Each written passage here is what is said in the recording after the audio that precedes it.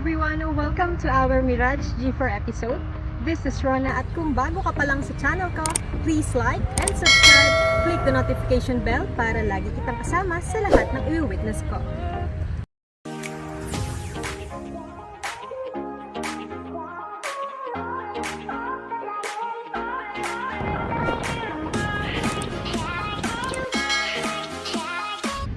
Kumusta nga ba ang aking Mirage G4 after 5 years? Alamin natin yan at ang features nito. So, ito yung Mirage G4 namin. Ito yung signal light niya sa gilid. So, papakita ko muna sa inyo yung likod, yung part ng kotse. Open natin.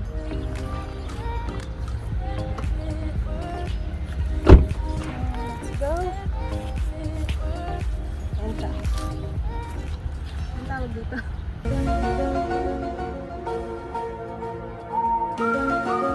Spoiler. Bali, itong spoiler hindi to stock. Kinalagay lang siya ng husband ko. Ayan. Pang dagdag accessories. Tapos, yung trunk niya is ito. Medyo malaki naman siya. So, malalim yung pinapaloob niya mismo. Ayan.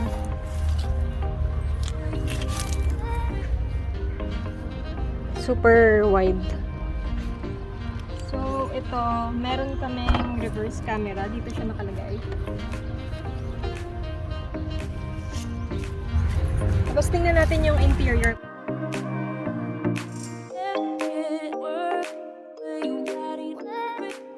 So, ito yung interior niya. Kulay black yung loob ng Mirage G4 namin. Pero, ito pa yung original talaga niya na dashboard.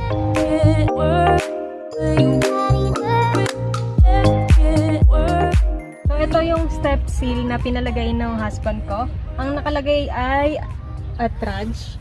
Kasi yung Mirage is kilala rin sa ibang bansa na Attrage. So, let's go inside.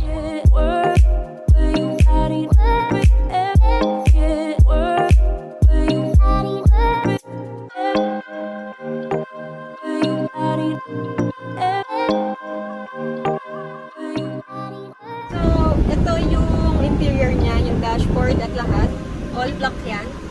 Yan yung original pa rin niya. And then, yung power lock nito, naka-automatic yung lahat ng mga doors. So, pag pinindot mo yun dito sa driver seat, magla-lock na yan. Tapos, ito yung power window button na original pa rin. After 5 years, working pa rin siya. And, ayan, wala pa nagiging problem sa kahit anong pindutan and all, sa lahat ng mga windows. Yan. Everything is working. So, ito yung button ng side mirror. Ayan siya.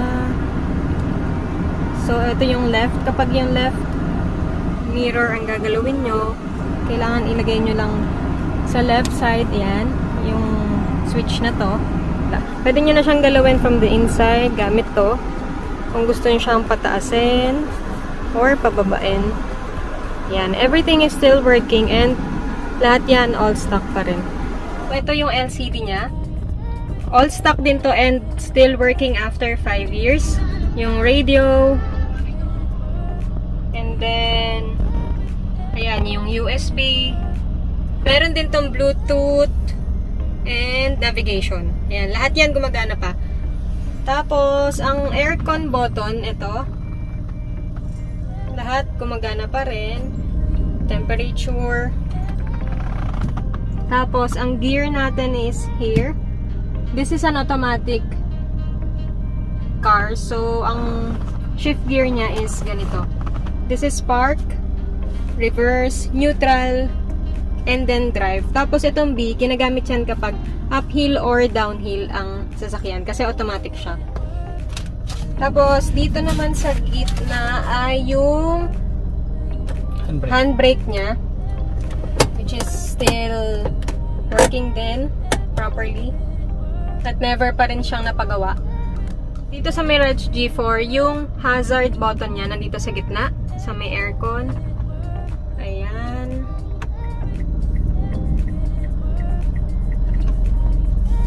Tapos yung aircon niya sa side. Rotating yung aircon niya dito.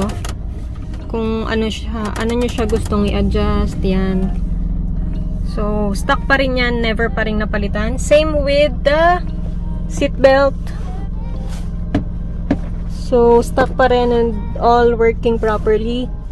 Ito yung defogger ng isang Mirage G4. Working pa rin yan. Ayan. So, kapag nagmo-moist yung likod ng sasakyan nyo, yung mga lines dyan sa likod, yan ang defogger. Magtatanggal ng mga moist dyan sa salamin. So, ito yung car seat ng Mirage namin. Hindi na siya stock talaga kasi nanalo kami sa isang activity ng Mirage G4 Club. Bali, nagpa-raffle doon si Surefit Upholstery. Ito, gawa niya to. And then, all leather siya. Yung harapan, tsaka yung likod. Yan, lahat yan. Actually, super ganda nito. Napakalinis and elegant. Hindi mahirap linisin kasi leather siya. So, pupunasan mo lang siya, malinis na.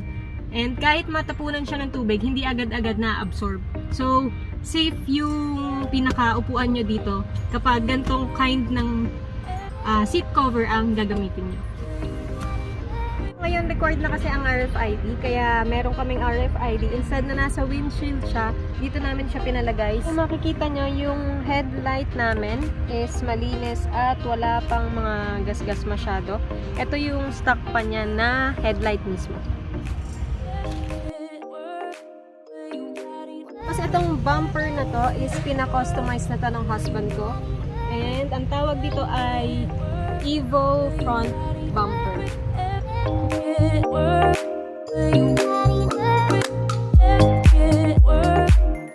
Ang Caltex ay namigay ng sponsorship last year sa piling mga members ng Mirage G4 Pinas. At isa kami sa mga maswerteng napili nito.